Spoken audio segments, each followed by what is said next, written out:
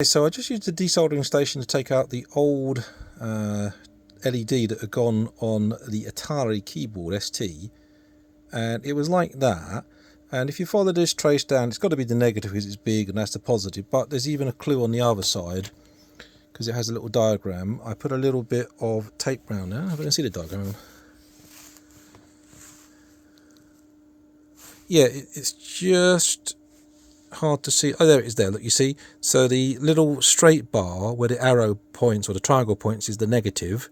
So the negative is the outer one, or the left-hand one becomes the right-hand one as we turn it over. I put a bit of tape on it just in case. So now, at least when I put a little coin cell on there, it lights up.